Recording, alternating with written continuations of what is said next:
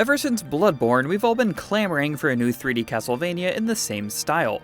And with the new throwable weapons in Elden Ring's new DLC, Shadow of the Erdtree, we're now much closer to living our best Belmont life.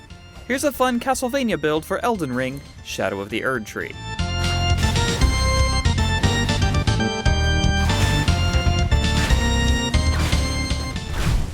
For this build, we'll be focusing on the aesthetics and feel of playing as a Belmont, the family of vampire slayers that star across the Castlevania games. We'll optimize where we can, but if there's ever a choice between a cool role-playing idea and just making a super strong character, I'll be going with the role-playing every time. If you do want a video on some really powerful builds, I recommend a video we've already put out on 9 really strong early game builds. The important thing is just to make sure the correct Ashes of War are equipped to your weapons to scale with the stat you're focusing on for damage, whether that be strength, dex, or faith. And also, enough endurance so you can carry everything and won't always be running out of stamina with your throwing weapons. For instance, this isn't all the way optimized right now, but I have enough vigor to survive, enough endurance to carry everything, and my primary damage stat, my faith, is at 80. If you're having trouble keeping your stamina up, the Viridian Amber Medallion +3, which can be found in the Darklight Catacombs, and the 2-headed turtle talisman from a corpse in the Elec River upstream, hidden by a small waterfall behind a giant crab, can be really helpful as well.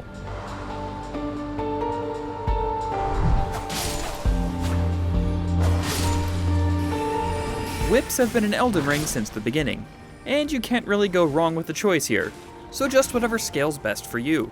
I'm on a Faith build since that just makes the most sense to me for Belmonts, so I went with a giant Red Braid.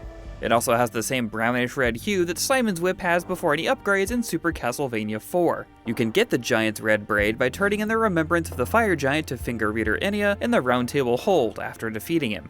The real additions to the Belmont toolkit all come from the DLC, and that's the Smithscript throwing weapons, namely the Axe, Cirque, and Dagger.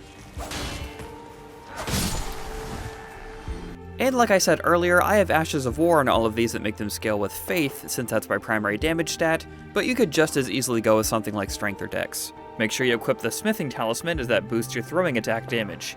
You can find it in the same place as the Cirque. The Cirque is found in the Ruined Forge of Starfall Past, right here in Skadu Altus, just southwest of Morth Ruins. It's the closest thing to the cross boomerangs the Belmonts often wield. The Smithscript Axe is found in Telu's Ruined Forge at the northeast of Raoul Base. You can find it in this room with a giant miner, whose attack I definitely avoided the first time I came in here. The Dagger is found in the Ruined Forge lava intake, southeast from the castle front side of Grace, from a corpse slumped against the wall here. Now that you have all your weapons, the best configuration I've found is keeping your Whip, Cirque, and Axe in your right hand, while keeping your Dagger in your left. A press of L1 or the left bumper while the Dagger is in your left hand will let you throw it, but that won't work with the other 2 throwing weapons since they have strikes for their normal attacks. Rather, you can switch to them in your right hand and then throw them with your power attack. It's a bit odd to get used to, but this gives you the easiest access to your Whip and all your thrown weapons. Unfortunately, there's no holy water throwing weapon, but there is a holy water pot you can craft. If you pick up the Missionary's Cookbook 1 from Kale, the first merchant you meet in the Church of Ella, it teaches you how to craft holy water. You'll only need a cracked pot, a mushroom, and a tarnished golden sunflower. Unfortunately, there's no way to throw them underhand, but you can toss the roped ones behind you for style points. To truly live the castle crawling lifestyle, you'll also need plenty of meat. I don't think there's any hiding in the walls, but you can chew on a few different things like Exalted Flesh that will give you a boost to physical attacks, if you want to.